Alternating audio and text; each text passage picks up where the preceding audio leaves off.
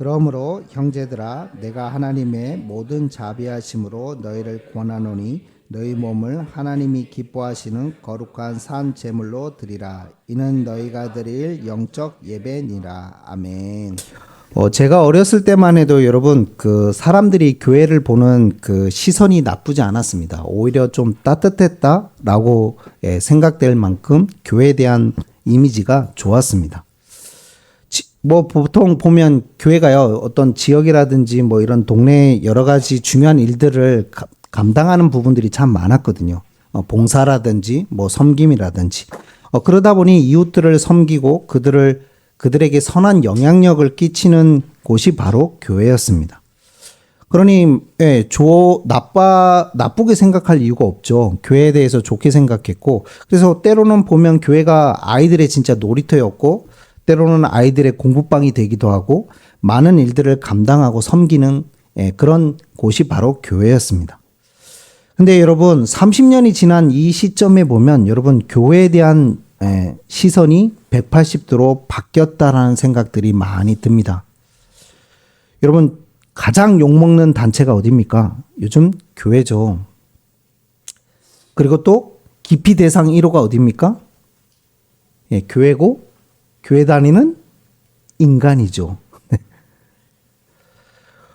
어떤 어머니가 있었습니다. 남편을 일찍 잃고요. 혼자서 이렇게 딸을 열심히 키웠던 어머니가 계셨습니다. 그래서 자신의 희생과 많은 것들을 통해서 딸이 이제 아름답게 이쁘게 잘 컸습니다. 그래서 이 딸이요, 자기가 꿈이 선생님이 되는 거였는데 선생님이 되었고, 그래서 너무나 감사한 마음이 들잖아요. 그래서 어느 날 어머니에게 이렇게 이야기했답니다. 엄마의 사랑과 희생으로 내가 참 나의 꿈 선생님도 되었고 해서 너무나 고맙고 감사해. 그러니까 이제는 엄마가 원하는 바를 내가 들어주고 싶어. 그래서 한번 소원을 말해봐. 뭐 이렇게 이야기를 한 겁니다. 네, 뭐 그런 노래도 있던데 소원을 말해봐. 뭐 이런 노래도 있던데. 그래서요. 그 엄마가 이렇게 이야기한 겁니다. 오랫동안 신앙생활을 하셨던 그 엄마의 소원이 무엇이겠습니까? 그래서 딸에게 이렇게 이야기했습니다. 딸아, 한 번만 함께 교회를 가졌구나. 그러니 딸이 여러분 엄마의 희생과 사랑을 아니까 당연히 그것을 들어주기 위해서 그날 그 주 엄마와 함께 주일날 예배를 드리러 온 것입니다. 근데요 여러분 교회에 와서 예배를 드리고 있는데요. 갓 첫 주일에 딸의 눈에 비친 것은요. 세상과 똑같은 모습들을 보게 된 겁니다. 자기가 세상에서 느꼈던 별반 다르지 않는 모습들을 교회에서 보게 된 겁니다. 예배 시간에요. 여러분 말씀과 예배에 집중하기보다는 다른 것에 딴짓을 하고 있는 사람들을 많이 보게 된 겁니다.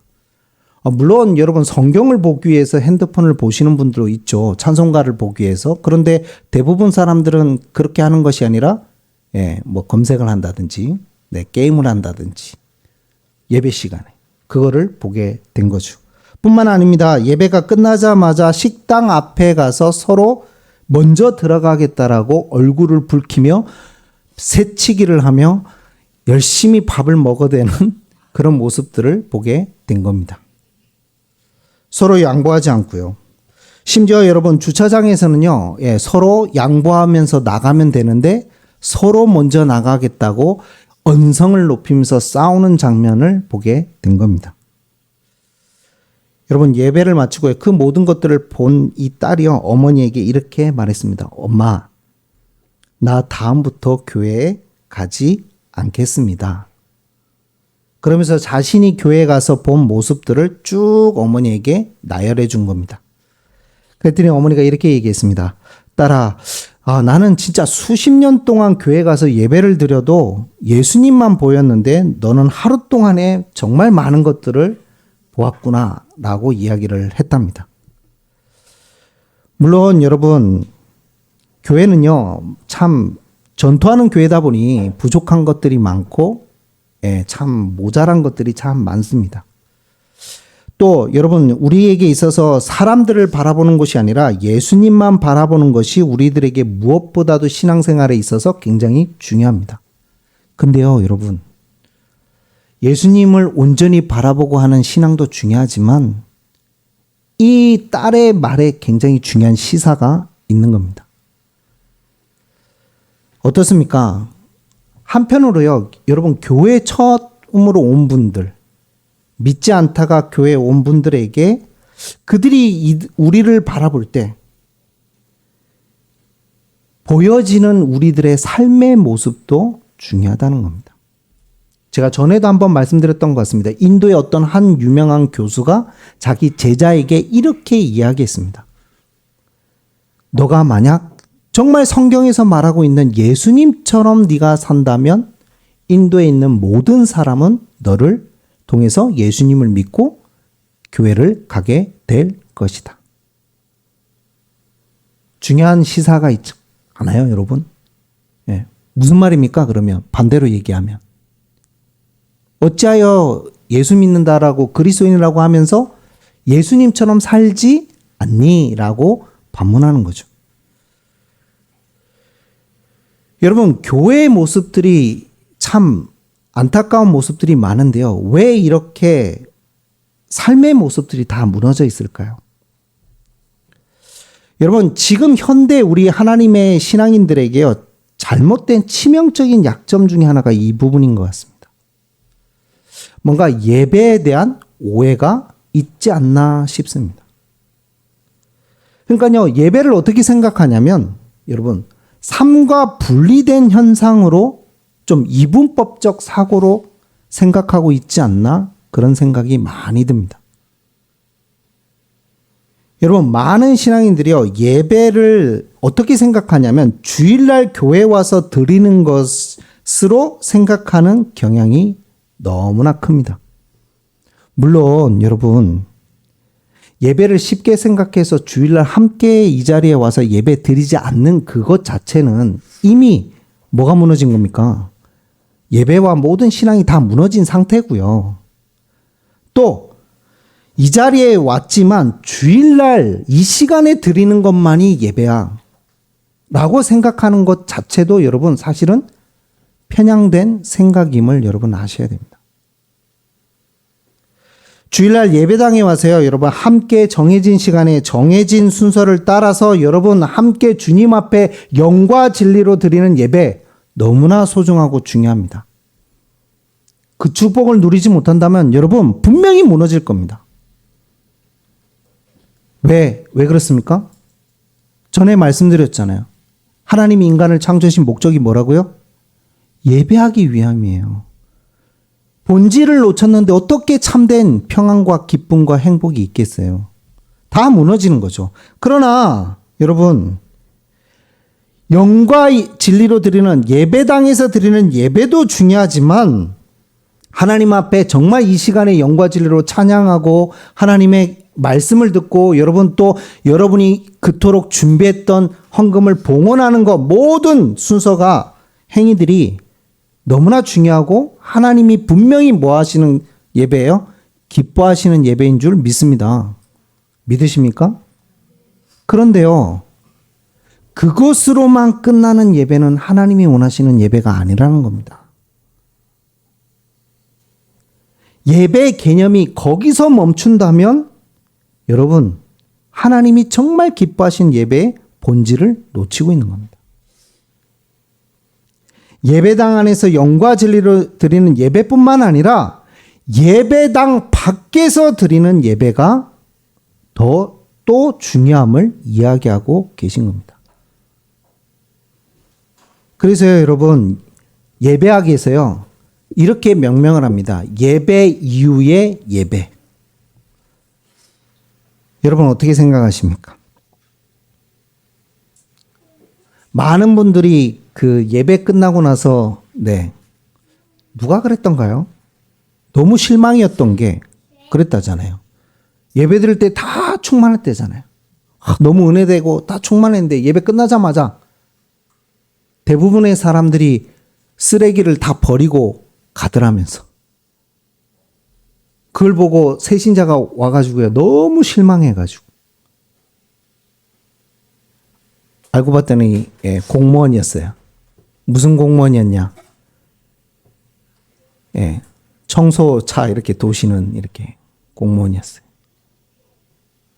물론 놓고 갈 수 있죠. 근데 어떻게 생각하세요?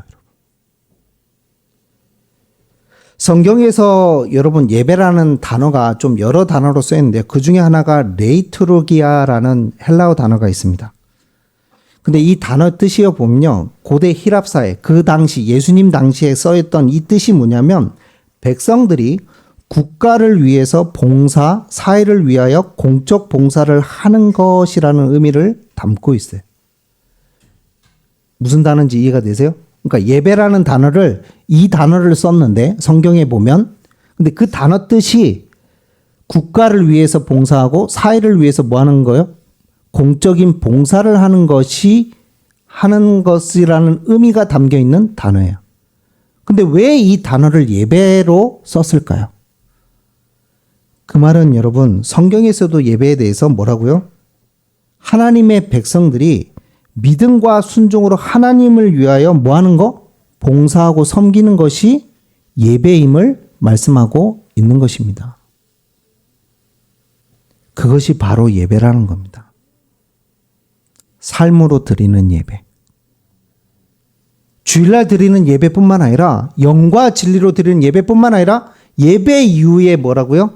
삶으로 드리는 예배. 그래서 어떻게 드리는 겁니까? 나에게 주어진 그 환경과 삶 속에서 뭐 하는 거예요?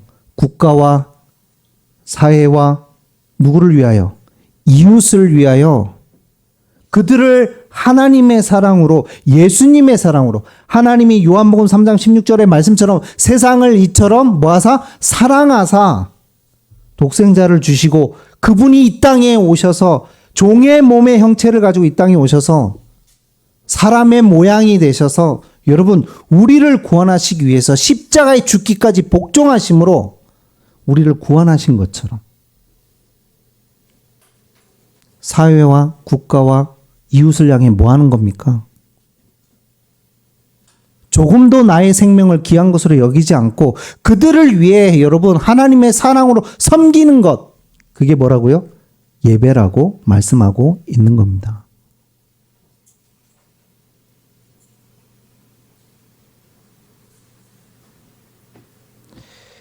그러니까요, 하나님이 우리에게 맡기신 일들이 있죠, 여러분. 6일 동안에 여러분 살아가는 그 6일의 삶 속에 여러분에게 주어진 일들이 있을 겁니다. 그 맡기신 일을 뭐 하면서요? 행하면서 세상을 섬기는 것, 그것이 뭐라고요? 예배라고 말씀하고 있는 겁니다. 그러니까 세상 6일 동안의 삶을 통해 삶으로 계속 드려지는 것이 예배인 거예요. 분리된 것이 아니에요, 여러분. 그랬어요. 주일날 와서 드리는 예배와 월요일부터 토요일까지 드리는 그 예배가 균형 있게 하나가 되어 하나님께 드려질 때 그때 하나님이 뭐 하십니까? 그 예배를 받으신다는 겁니다. 여러분 이스라엘의 역사를 잘 아시죠? 왜 하나님께서 이스라엘을 포로로 끌려가게 하셨습니까? 이유가 하나입니다. 뭐가 무너져서? 예배가 무너져서요. 근데 그들이 여러분 주일날 예배 드리지 않았어요? 안식일날 예배 드리지 않았나요? 유월절을 지키지 않았나요? 여러분 하나님 말씀대로 유월절과 절기 확실하게 그리고 언제요? 안식일마다 예배 드렸어요. 그런데 왜 하나님은 그들이 예배가 무너졌다라고 얘기하십니까? 왜 하나님은 그들을 바벨론의 포로가 되게 하셔서 70년 동안 포로로 끌려가게 하십니까? 이유가 하나라니까요. 예배를 안식일 예배는 드렸지만 6일 동안의 예배 속에서 뭐를요? 하나님의 말씀대로 순종하며 하나님이 맡기신 그 일에 순종하고 나아갔던 것이 아니라 본인들의 소견대로 본인이 원하는 대로 살아가면서 말씀과는 전혀 상관없는 삶을 살았으며 오히려 뭐 했죠? 하나님을 섬기며 하나님께 봉사해야 될 그 이스라엘 백성들이 오히려 우상숭배를 하고 귀신을 섬기는 일에 최선을 다했으며 세상의 논리와 원리대로 살아갔던 그 이스라엘 백성들. 여러분 하나님이 참고 참으셨어요. 여러분 단번에 벌을 하신 게 아니라니까요.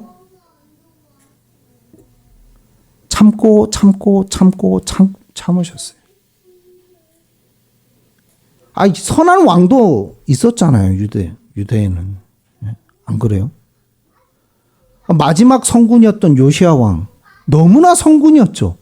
그런데 하나님이, 여러분 성경 자세히 읽어보세요. 지금까지 쌓였던 그 죄악됨이, 그러니까 평일의 예배가 무너져서 그 예배에 대한 무너짐 때문에 그 죄악됨이 쌓여서 여러분 하나님이 확정하셨어요. 뭐라고? 유다마저도 포로가 되도록 확증을 하셔버렸어요. 그래서 여러분 안타깝게도 요시야 왕이 젊은 나이에 뭐합니까? 요절합니다. 예배가 무너졌던 겁니다. 주일날 예배가 무너진 것이 아니라 평일 예배가 무너졌던 겁니다.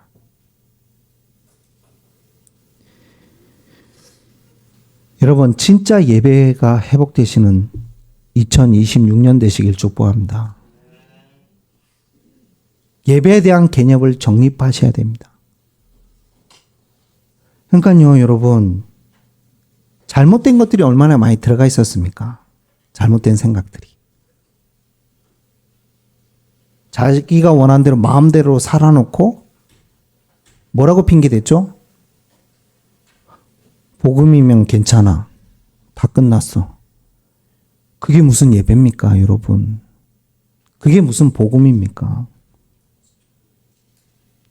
하나님은 그렇게 말씀하신 적이 한 군데도 없어요, 성경에. 맞아요. 여러분, 우리는 완벽하게 드릴 수가 없어요, 사실은. 알면서도 또 속죠. 알면서도 또 여러분 삶의 예배가 무너질 때도 많죠. 지금 그걸 이야기하시는 게 아닙니다. 방향은 바르게 가야 될 거 아닙니까? 무엇이 기준인지는 바르게 알아야 되지 않겠습니까? 또 하나님이 그 예배를 드릴 수 있도록 우리에게 뭘 주십니까? 내게 능력 주시는 자 안에서. 주님이 그 은혜를 주심으로 그리스도의 날까지 주님께서 이루어 가시겠다라고 말씀하신 겁니다. 그러면 여러분 방향은 바르게 알고 있어야죠.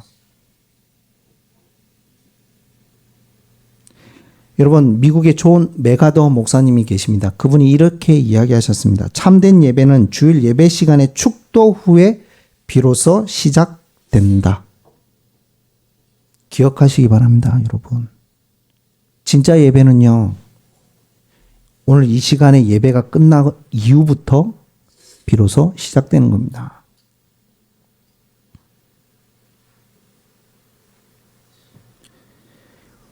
얼마만큼 예배가 무너져 있습니까? 요즘요.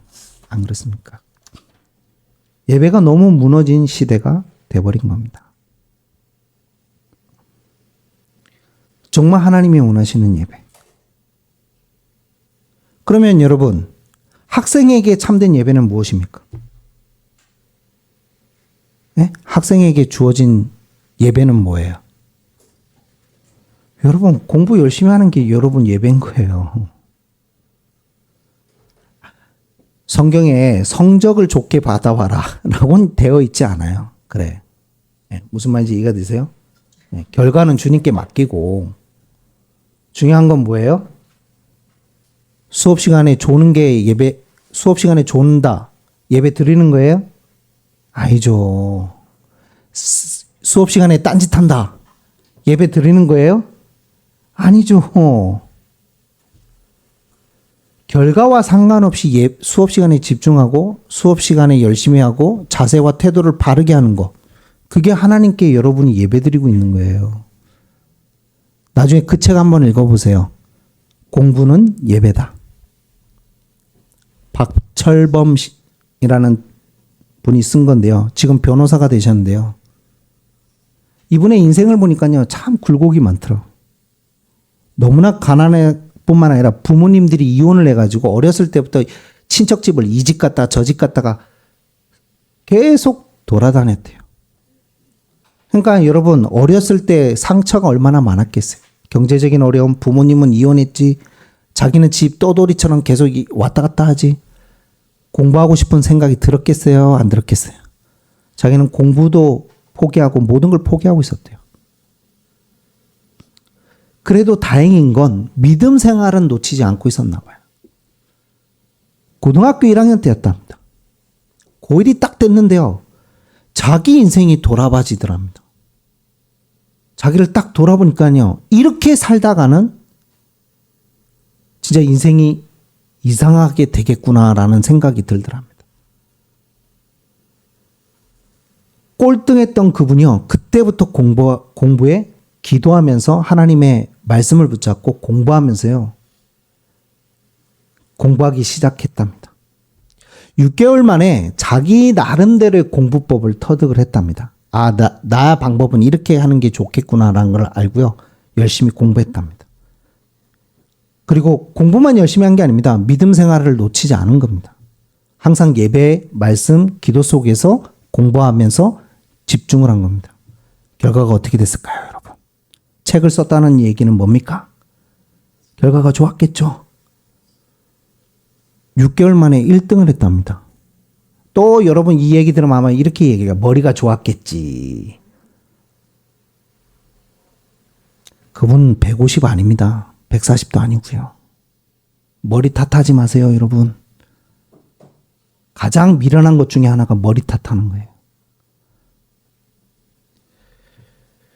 여러분, 환경이 여러분 더 좋으시잖아요. 이분보다는. 부모님 이혼했지. 학원 갈 형편이 돼요?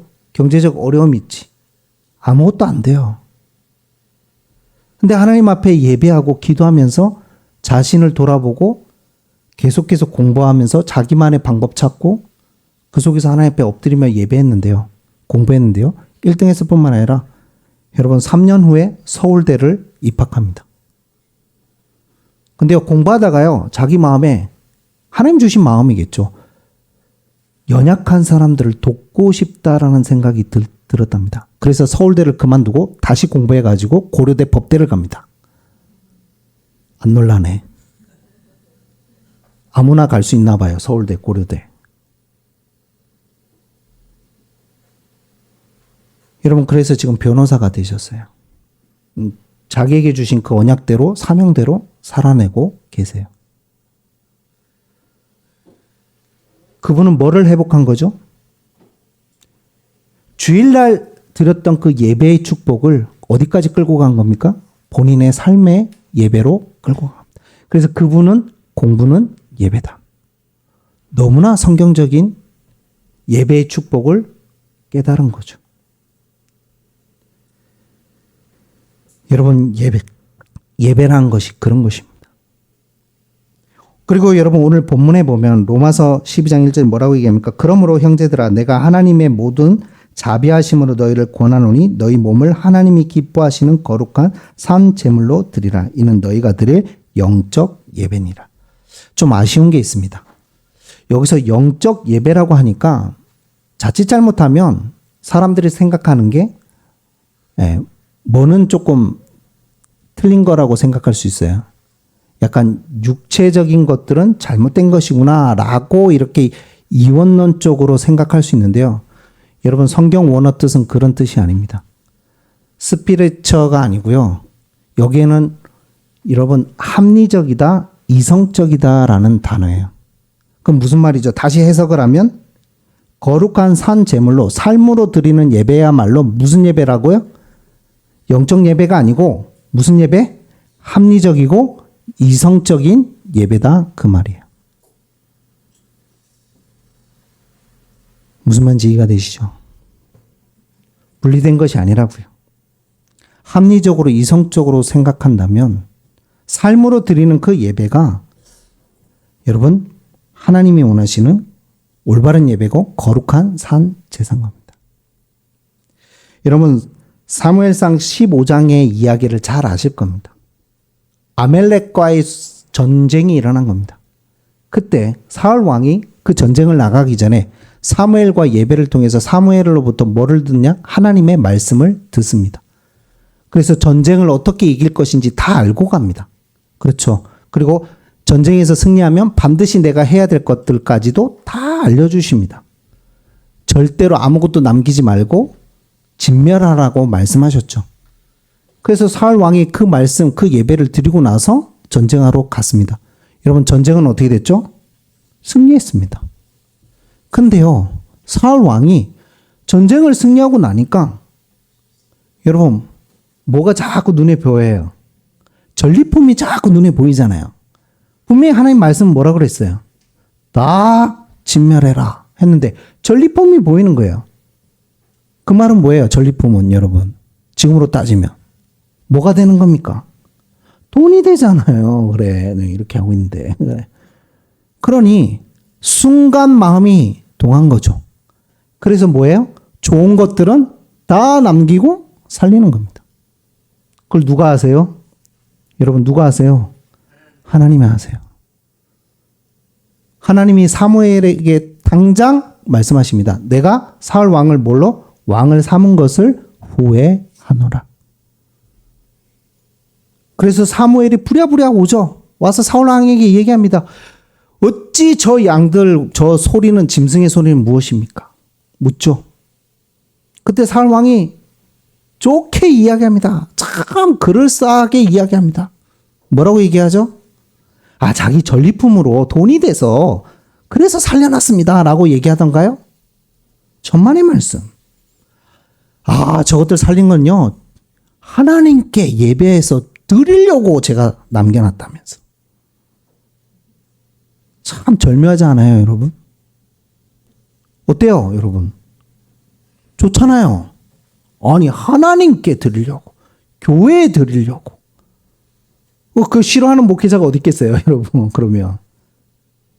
사울 왕이 사무엘이 좋아하던가요, 여러분? 그 이야기를 듣고? 화를 내죠. 그러면서 나온 말이 뭡니까, 여러분? 사무엘상 15장 22절, 23절이잖아요. 뭐가 뭐보다 낫다? 순종이 제사보다 나옵니다.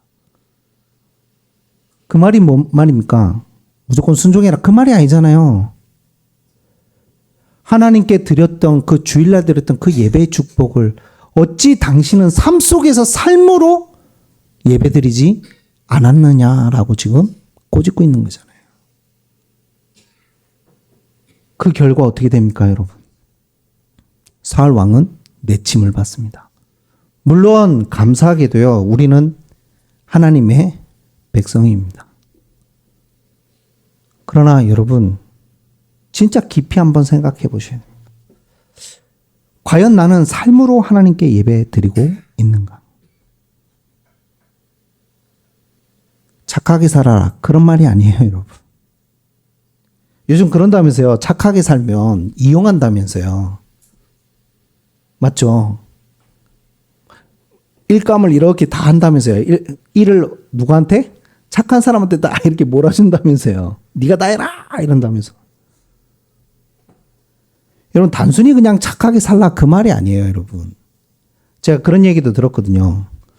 그 뭐 이렇게 서율이 축구 이렇게 하다 보니까 뭐 봉사해야 될 것들이 많잖아요. 그러니까 뭐 그거를 너무 이용하는 거 아니냐 누가 그런 얘기가 들려오더라고요. 뭐 저를 이용하는 게 아니냐 뭐 이런 얘기가 들려오더라고요. 그래서 제가 그런 얘기했어요. 그걸 제가 모르겠습니까? 그랬어요. 저 사람이 어떤 의도로 나한테 부탁하는지 여러분 조금 생각이 있는 사람이라면 눈치챌 수 있잖아요. 아, 이 사람이 나를 진심으로 생각해서 나에게 부탁하는 것이 아니라 나를 이용하려고 부탁하는 거구나. 충분히 알 수 있죠, 사람이라면. 그래서 제가 그랬다니까요. 뭐라고 했냐. 그걸 몰라서 하는 것이 아니라고 그랬어요, 제가. 왜냐하면 알면서도 제가 섬기는 것입니다. 이유는 하나입니다. 그분을 위해서 내가 섬기는 게 아니고 내가 하나님 앞에 결단한 부분이 있기 때문에 저 사람이 나를 이용할지라도 제가 섬기는 겁니다. 그게 나에게 전혀 문제가 되지 않습니다. 라고 제가 얘기했거든요. 여러분, 무엇이 어떻게 살아가느냐? 우리가 삶 속에서요, 사람 앞에 서는 것이 아니라 하나님 앞에 서 있기 때문에 하나님이 주신 음성과 그 말씀 앞에 내가 순종하며 나아가면 되는 것입니다. 그 사람이 그걸 나를 이용할지라도 상관없습니다. 왜? 하나님이 보고 계시거든요. 착하게 살라는 말이 아니라 부족하고 연약하지만 삶 속에서 무엇이 여러분의 중심에 있는지를 여러분 점검하시고 그리고 진짜 삶으로 드리는 예배를 회복하시는 이번 주가 되시길 축복합니다.